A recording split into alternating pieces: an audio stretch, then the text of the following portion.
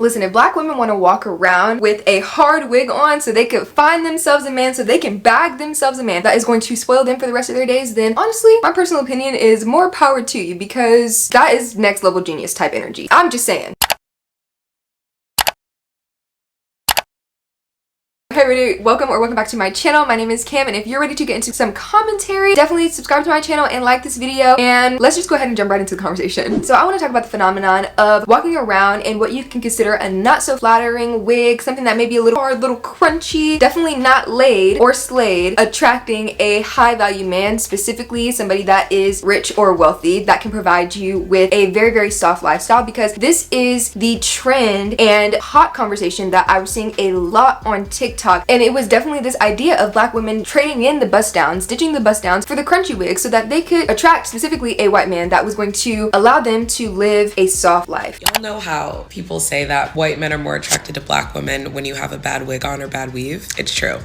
Now, I date inside of my race, outside of my race. I just love an attractive man. But last night, particularly, I'm at my guy friend's bar, and this guy that he works with, gorgeous white man, okay? My wig was all the way back here. Like, you could see my braids, okay? That was underneath my wig. It was all the way back here. And this man goes, "You look so beautiful.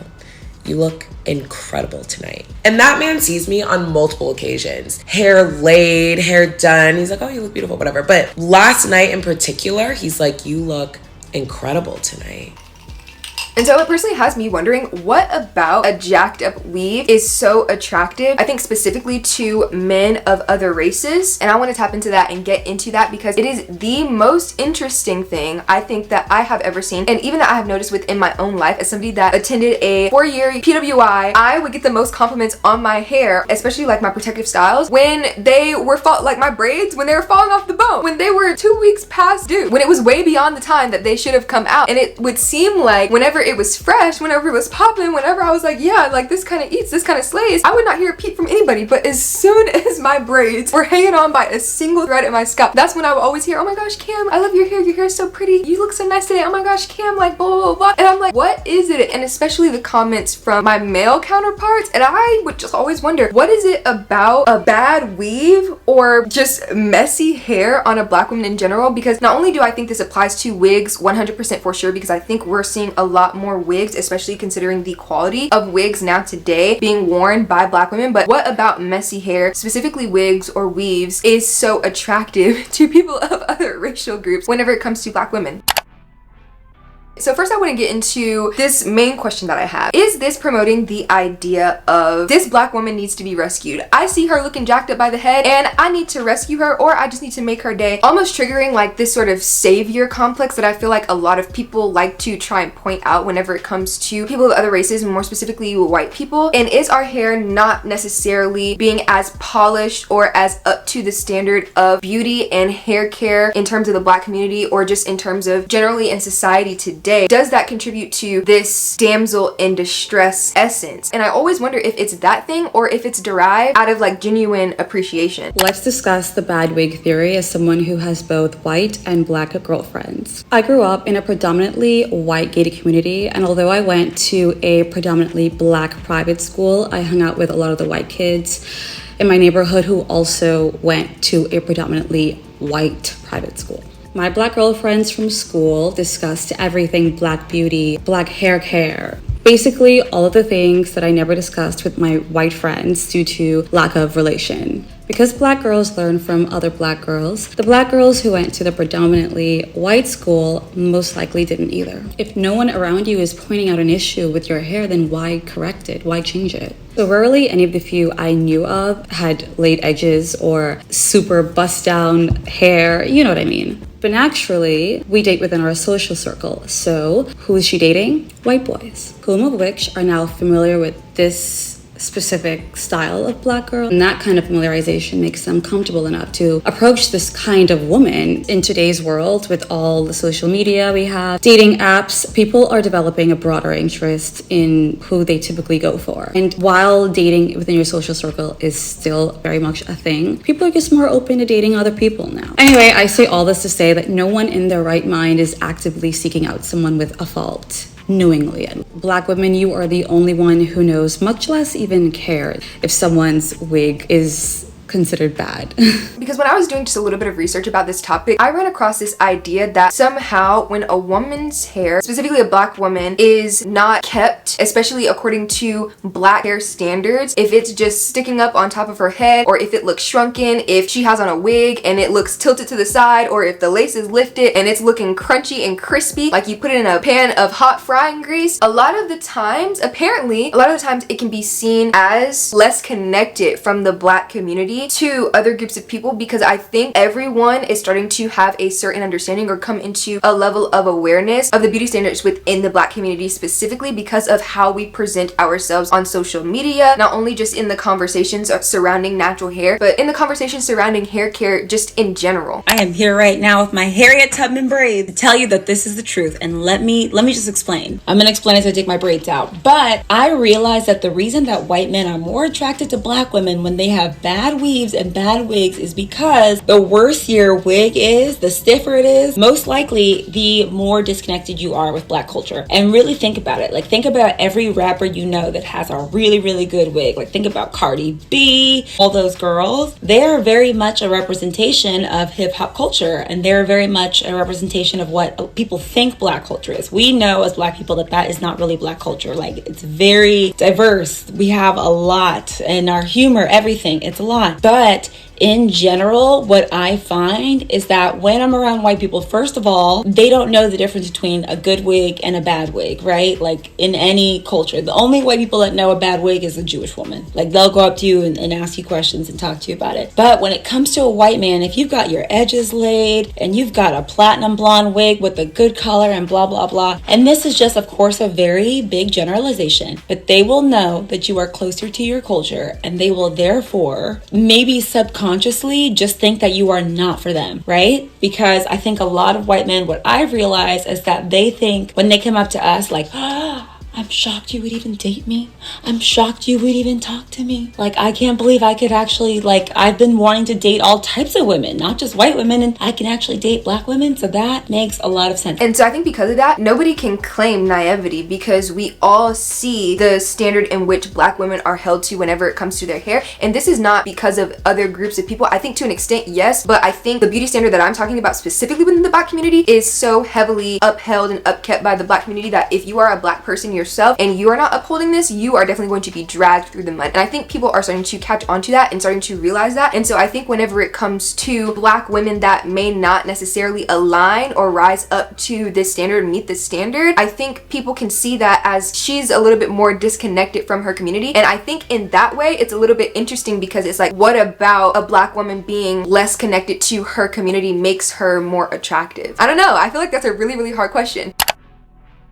Hey, I'll pop in here real quick to give a special shout out and say a big thank you to the sponsor of this portion of today's video, Luisa. And y'all already know, Luisa has sponsored a couple of videos on this channel already, and I absolutely love their jewelry. I'm in the process right now as a 23-year-old trying to update and elevate my wardrobe, continue defining my style, etc., etc. And while I'm going on this journey, something that I have found to be extremely important to that is making sure you have some staple signature jewelry pieces. And that is what Luisa is here to help us with. Because I don't know about you, but me personally, I have been absolutely obsessed with jewelry stacks recently, especially whenever it comes to bracelets. So Luisa was actually kind enough to send over a couple bracelets for me to try out. And I'm normally a silver girly, but as you guys can see, I have some gold on me today. And these are just the most beautiful, dainty, perfect additions to what is my growing gold bracelet stack. I'm in love. And this is actually a piece they sent to me during my first ever partnership with them. And just so you know, it has become my staple everyday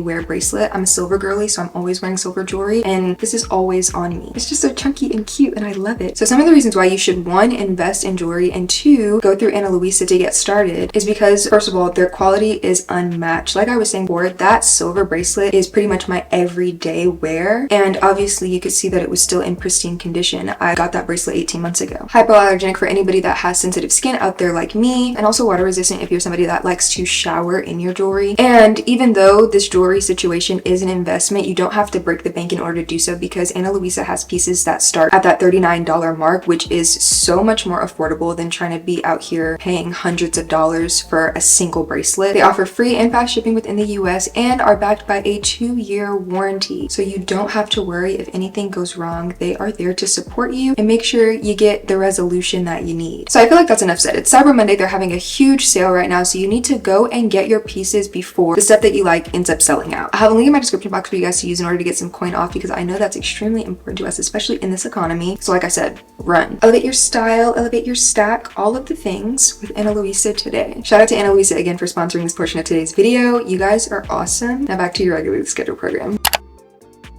And so I definitely want to talk about the idea of the perception of a baddie, because I feel like baddies are a lot of the time seen as being, you know, a little intimidating, a little mean, kind of unapproachable. And while those are all words that I hate, like absolutely hate being associated with Black women, I can understand the observation, especially because when you go to the salon and you get your bust down, 9 times out of 10, if your hair is laid and slayed, then you most likely, it can be assumed that you paid a pretty penny in order to get that done, considering the cost of high quality hair and the price for actually having someone to install it. And so I think in this way, it can be equated to this idea of an independent woman. And a lot of the times when you hear independent woman, you hear this saying followed after it, I'm an independent woman, I don't need a man, kind of thing. And so I think when you're seeing a baddie and when you're seeing someone that is so just drop dead gorgeous, like hair is pristine and polished and everything just looks super put together, especially when it comes to the hair,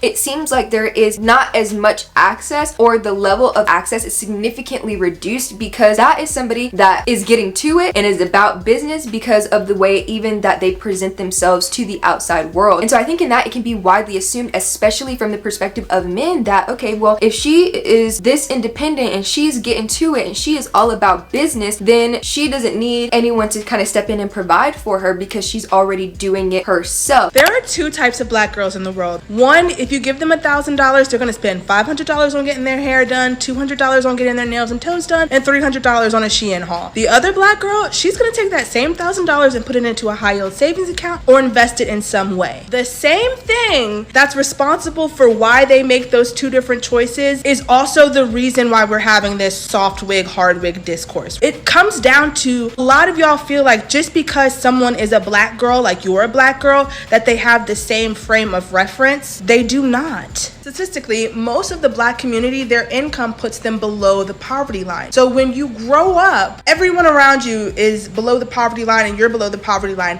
How then do you know that wealth even exists? How do you even know what it looks like? Celebrities. Who are the most popular celebrities in the Black community? Rappers and athletes. Rappers and athletes display their wealth that we know they have. They actually do have money, but because they are also coming from an impoverished background, they show and share their wealth in a completely different way than any other demographic with money. And it looks a lot like this. Hair done, edges slicked, a lot of makeup, nails long done, and a lot of jewelry, furs over the top. And let me be clear, I'm not saying this looks bad. This actually looks really good to me. Megan is just magnificent to me, but this is a very urban aesthetic. This is tailored to the Black gaze, and as a Black woman myself, I have a lot of appreciation and love for this aesthetic. It's beautiful, but it is for the Black gaze. So the kind of girl that is gonna get money and want to emulate Megan Thee Stallion style, who's gonna get that $1,000 and run straight to the hairdresser, run straight to the nail shop, run straight to Shein, she is not going to look at someone like Lori Harvey and think of her highly. A lot of Black girls think Lori Harvey is lame.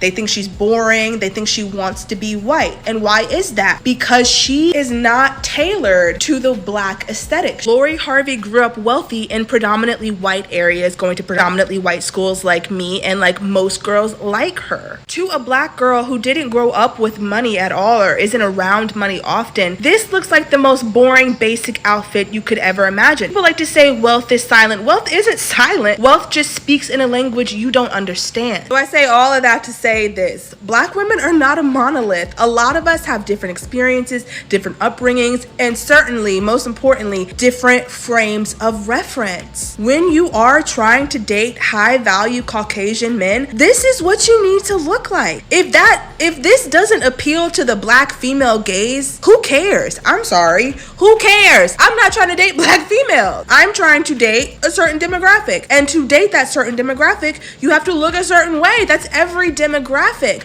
But when people are telling you this is what gets me to the Hamptons, instead of you as a person who's never been to the Hamptons being like, well, the wig looks dusty to me, you got to understand the frame of reference is different. That's what this discourse is about. This discourse all boils down to all Black women are not the same. And I think this brings me kind of back to the last talking point that we were at, but even just thinking about like the idea of like if her hair is laid, then she doesn't need anyone to provide for her. That is equating like, oh, if her hair is not laid, then she needs somebody to swoop in. That's what I'm talking about when I talk about like this sort of savior complex, or the let me rescue her, let me make sure she is taken care of kind of thing. But back to what I was saying, I think that could be the reason why people tend not to approach women or tend not to go after women that are so put together like that, because on the exterior it seems inaccessible, it seems taken. Because if it's not a situation where you are the independent one, like, you know, you're getting your bust down and you're going through and making sure that you're looking all put together and your wig is looking nice, especially if that's what you do, if it's not assumed that you're an independent woman and you're paying for it yourself, then I think it can be assumed that you are already taken, you're off the market, and somebody is doing that for you. And so I think there is definitely a dichotomy whenever it comes to this, and I think because of that, it takes certain women that even if they're not attached to,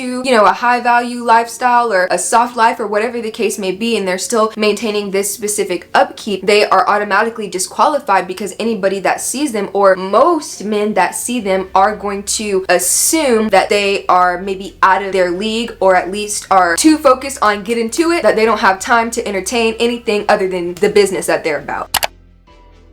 And so I mentioned this a little bit before, but I feel like we should talk about the Black community whenever it comes to this conversation, because as it pertains to hair, I think we are the only people that actually care about hair, like to the extent that we do. I'm not saying that no other group of people, I'm not saying that people don't care about their hair. I'm saying Black people specifically are the only ones generally that are policing the heads of other Black people. And I think this can be found within the natural hair community with the natural Nazis. I think this can be found with the texture warriors and the pattern brigade and all of these different type of people that are very, very hypercritical and constantly nitpicking Black women whenever it comes to their hair. And so I think it's very, very difficult to get away with as a Black woman walking out of the house with a bad wig, and specifically if anybody catches you on camera, because a lot of times people are not as bold in real life as they are online, and most people that say crazy stuff online would never say no junk like that to anybody's face. But I think whenever it comes to publicizing or getting on the internet with a weave that is less than the standard, like what we were talking about before, that is less than the standard of Black beauty, I think that Black people are going to be the first people to clock it. A Black person or Black woman is going to be the first person to tell you about yourself. Somebody is going to be the first person to point out the fact that your lace is lifting. They're going to be the first person to point out that your leave out is not blending. They're going to be the first person to point out the fact that your hair is jacked up and crunchy and stiff and whatever. Like my hair, it don't move kind of thing. They're going to be the first people to drag you through the mud. And I think it's really sad, but I also think part of it is because of the fact that we have had to work so hard in order to be perceived positively, especially when it comes to our hair. And I think that's a lot of the reason even why Black women are wearing wigs now, because we have been made so much so to feel so terrible about ourselves in our own natural hair and to feel bad about the hair that we possess. I think that's part of it, and also all of the time that it takes to unlearn just and relearn hair, especially when you have a hair type like this growing out of your head. I understand all of it, but I think whenever it comes to that, the history of Black women and their natural hair and all of that, I think we have just become so hyper aware of the way that we look and the way that we are being perceived, and so we do our best to make sure that at all times we are looking put together, because if not, it's almost like a living in fear that some Black person is gonna just come and jump on you because of, you know, you're showing a little lace. There's a girl who got on here and made a video about learning to do her hair as a 26-year-old, her natural 4C hair, and a bunch of people on Twitter and in her comments are clowning her, and it always makes me think of the creator Lip Gloss and the fact that for all her progressive takes about Black womanhood, the take that ultimately got her doxxed and bullied to the point of having to leave the internet was her take about hair, specifically when she dared to utter the truth that when you wear your natural, coarse, nappy 4C hair as a black woman, you are more likely to get a positive reception from white people. And she was speaking about dating, so she talked about white men than black people, because nobody hates black hair more than black people, and nobody is crueler to black women about their hair than other black women, because culturally we are taught to relish in the mockery of women who just can't get their hair done. Hey, so I'm finally back from the Hamptons. I wanted to come out here really fast because I have a date to get to, and he ordered my Uber, and they'll be here like in a minute. I wanted to make this video very quickly. All wigs are not the same. The problem is that a lot of you think that all black women who wear hair and wears wigs and wear weave and wear natural hair, you think that we want the same gaze that you get. Some of us black women don't need laid hair because we're not trying to get a certain type of demographic of gaze. If you want the black gaze, and this is no shade, this is just know the game. If you want the black gaze, you need to have a bust down with baby edges everywhere.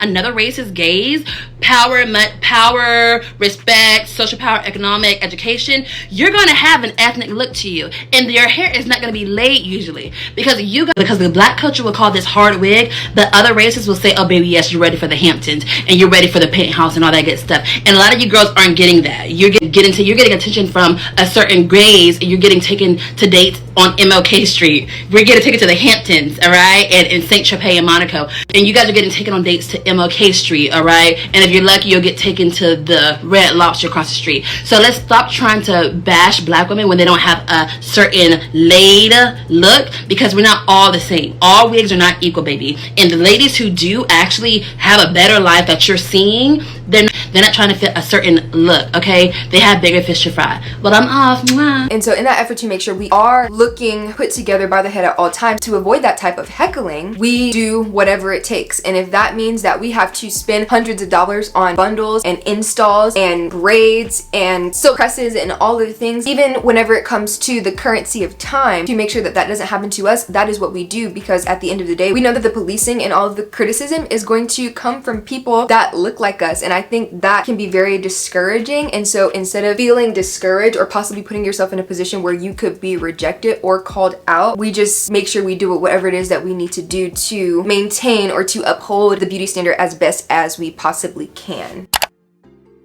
And then we have Black Girl Luxury and the soft life, and I think we first saw like this rise in Black Girl Luxury and the trend of it being a point for Black women to put some of their focuses and their priorities on living a softer lifestyle and experiencing luxury and luxurious things. I think it comes a lot from Black women wanting to get out of this all my life I had to fight mentality and lifestyle and be a little bit more pampered, being a little bit more taken care of, spoiled, looked after, instead of constantly feeling like they need to, you know, get it on their own, get it at the mud, provide for themselves, take care of everything. And I think because of the way that our community dynamics are set up, a lot of us can find ourselves in situations where we have to deal with it, and if not even just directly deal with it, I know a lot of us even as children have grown up where we've had to witness our mothers deal with it. And so it can be this thing or this internalized just mindset of coming up and not believing that it's something that you deserve because you didn't see your mom getting it. So even whenever it comes to nice things, even whenever it comes to spending money on yourself for basic necessities or just a little splurge here and there, I know in conversations that I've had with other Black people pertaining to the conversation of Black women in luxury and like the soft life, a lot of people will feel guilty or will feel bad for doing these things and treating themselves. And even whenever it comes to the amount of money that you make, a lot of people will feel bad because of how much money they make, because of not only like where they grew up in the environment that they came out of, but the fact that I think some Black people even do get jealous whenever they see other Black women. And it goes back to this whole idea of like policing, because for some reason people in the Black community think that everybody got to be down bad, everybody got to get out the mud, and they don't like to see other people succeed because I don't know, it just triggers something very deep in them. I don't know, but this is something that we saw all over TikTok, and especially as that trend started to go more and more viral and more Black women started to get popular because of this luxury lifestyle, you saw a lot of people, and I even think I made a video about this once, you saw a lot of people being upset because of the lifestyle. There was even this idea of like normalize living a normal Black life and like not everything has to be Black girl luxury, etc., etc. But I think the Black girl luxury was this way to combat the ways in which we have had to live our lives not by choice but out of necessity because we didn't have access to anything else. And I think when we finally were able to get access to it, whether that was because of education or coming into wealth in some other way, we were basking in it, we were soaking in it. And when you step into that luxury and you realize how good it can feel to be taken care of and not have to worry, a lot of people latch onto that for very, very, very good reason. listen. One thing I did to heal my femininity that I think Black women and women of color in general need to do is let go of your hyper independence. I used to hate just letting people in or letting people help me or just like wanting to do everything by myself, but I don't resonate with that lifestyle anymore, okay? I don't resonate with a hard life. I don't glamorize the struggle anymore. I need all things soft and all things easy and all things gentle. I let people help me now because there's no prize, there's no reward for suffering and struggling. You don't get a medal. Trust me, I checked. And I know that it is a trauma response because so many of us grew up feeling like we couldn't rely on anyone or we were forced to handle life on our own, but it doesn't have to be that way. You can decide that you don't want to live like that anymore. You can reject a hard life. You can reject the struggle and choose to let people help you. Let other people take care of you. So yeah, I am not a strong Black woman. I am a gentle, delicate princess, and I need to be protected like an egg. And so I think I can see where Black women are coming from and wanting to sort of separate themselves from this independent woman. All my life I had to fight. It's I think direct opposition of something like feminism, because you're wanting to find a high value man, you're wanting to find a wealthy man, somebody to take care of you and somebody to make sure that you don't have to worry about things that a lot of Black people, even now, but like in the past as well, have had to worry about whenever it comes to just living their everyday basic life. And I think what a lot of women are learning or have learned or have observed just over the last couple of years or whatever is that certain demographics of men, certain groups of people are attached to a certain lifestyle. And if that's something that you want, I think a lot of people had to realize, like, you know, it may not be as possible to get the lifestyle that I want or to make it out of this lifestyle into something more, into something better by staying within the community. Although it is possible, it may not be as possible. And so if I have to go date outside of my race to get it, then that's what I'm gonna do. And if it takes a hard wig to and reel it in, then that's just gonna be what I have to do. And so sometimes I wonder whether or not this hard wig thing is on purpose. Like, are we as Black women putting on crunchy wigs on purpose? Or is this something where you're completely just unaware and ignorant to the fact that, you know, your wig may not be the best? And that's okay. Sometimes, you know, we all have to start somewhere. Listen, everybody can't afford human hair bundles. Sometimes we gotta go get the synthetic from the beauty supply store, and that is okay. But sometimes I wonder if it is an intentional thing to present yourself a certain way, especially if you are in the process of looking for someone to date, versus it just being something where it's like, I just so happen to not actually really know how to do my hair like that for real, and I really just wanted to try a wig and I just got this one, and yeah, I don't really look that good, but I'ma just still rock it because what else am I supposed to do, kind of thing. And so for the last bit of research that I was doing and just investigating in this topic that I did, I learned that a lot of the times people, in terms of perception and just trying to create a judgment based off of how you present yourself, tend to think that your hair and the way that you tend to wear your hair can say a lot about you. So there was a conversation on TikTok recently just about hair neutrality and not always wanting to wear your hair out, especially in a fro-like state like this, because it can be perceived as being very much like power to the people. It could be giving Hotep vibes, it could be giving social justice warrior vibes, and sometimes because that's not what people are going for, they want to have the ability to wear their hair in more neutral styles so that their hair is not the main thing, because your hair doesn't always have to be the main thing, you know what I'm saying? And so in this case, I think it definitely plays into this idea that your hair, the way that you wear your hair, can say a lot about you and your personality. And something that I found when I was researching is that apparently when a woman's hair is not as polished and not as presentable, kind of going back to the idea that if you are put together like that, it could definitely either signify that you are taken and someone is providing for you, or you're independent and you're getting to it yourself, because that level of upkeep and that level of maintenance can tend to be quite expensive, and you got to be doing something. You got to be standing on your business if you're able to afford it, especially if you are by yourself. And if you're not by yourself, then you're taken, and that, like I said, automatic disqualification. Reading people's experiences with hair, it does not surprise me. And I also think that it is very dependent on several things,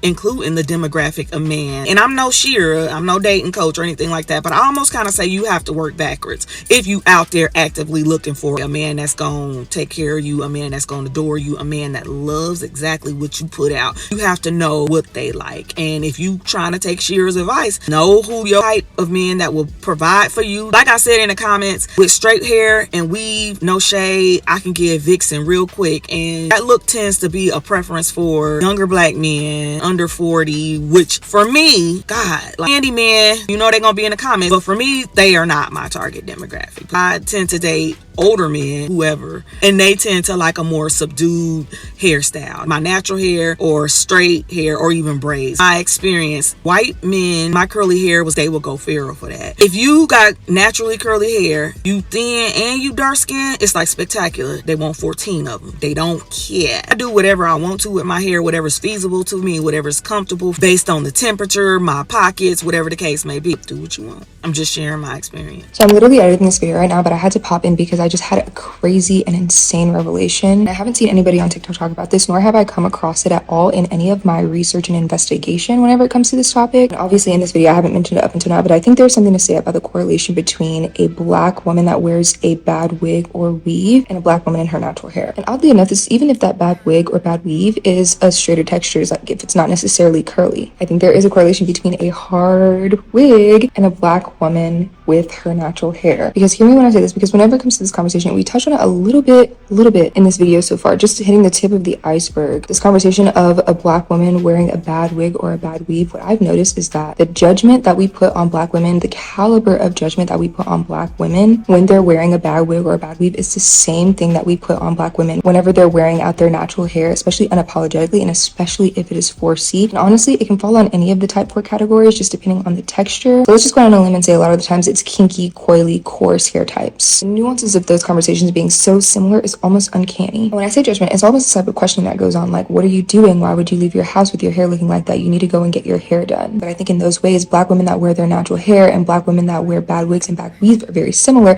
And I think it's because the black gaze is very different than the gaze set upon black people by people of other races and other cultures. And kind of goes back into the conversation that we were having a little bit more before about how black people can be so much more critical of black hair specifically, and even more specifically of black women and their natural hair. And so because of that, the same way that we treat black women with bad wigs and bad weaves somehow is the same way that we treat or have treated black women with natural hair in the past. And it's kind of crazy, isn't it? And so for what your hair says about your personality, I think in other groups of people perceiving black women's hair in terms of its messiness or just carefreeness tend to associate black women that have these bad weaves or bad wigs to be a little bit more carefree. And I think whenever you're talking about high value men, apparently a lot of them look for somebody with a lighter personality that is more carefree, more outgoing, just willing to have fun. Because when you get to a certain level of money, when you make it to a certain place in your life, you realize that nothing matters and you just want to make the most out of life in of itself, because once your money can pretty much buy anything, or you have enough to just get whatever you want, then you're realizing the material things don't matter as much. So you start to value more relationships and more experiences. And so if you want to have a companion that you're able to have fun with and that you're able to experience things with, you have to go for somebody that is going to have the personality to align with the things that you desire. And if you get somebody that is more put together, you can realize that they're sitting on business for real. They could take themselves very seriously. And I'm not saying this as a generalization, but I'm saying this from the perspective of how we could be perceived on the outward, especially in the way that we present ourselves to the greater society, and especially if you are in the dating pool. And I know this to be true because even when you see all the different types of aesthetics that black women can find themselves in, you are able to see more commonly which hairstyles are found within which aesthetic. And so I think that it definitely can say a lot about you. There are a lot of men that actually consider that, and when you see somebody you find that is comfortable going out, no matter if it's completely put together, no matter if it's completely polished, I think sometimes that can trigger this idea in someone's head that this is somebody that likes to have fun, that doesn't take themselves too seriously, and I think that I would enjoy their company. And so listen, she may have a hard wig on, and because of the way that society is going, I can tell it's a hard wig because, you know, everybody got access to TikTok, and the fact that we police each other so much on bad wigs, other people can see us policing each other on bad wigs. So, you know, they can tell it's a bad wig, but you know, clearly she doesn't care too much because she's out in public. So she got on that hard crunchy wig that lace is a little lifted. Let me go holler at her. So let me know what you think about this conversation and how you feel about this idea that a hard wig sort of gives you the opportunity to have a soft life because you can attract a man that is willing to wife you up and pamper you and spoil you and all the things, because it not only is very interesting, but I think there's so many nuances and so many things underneath that just wide topic of conversation to get into. And if you feel like I miss anything, I definitely want to hear from you, and I want to have a discourse in the comments. So hit me up down there. I'll see y'all in the comment section.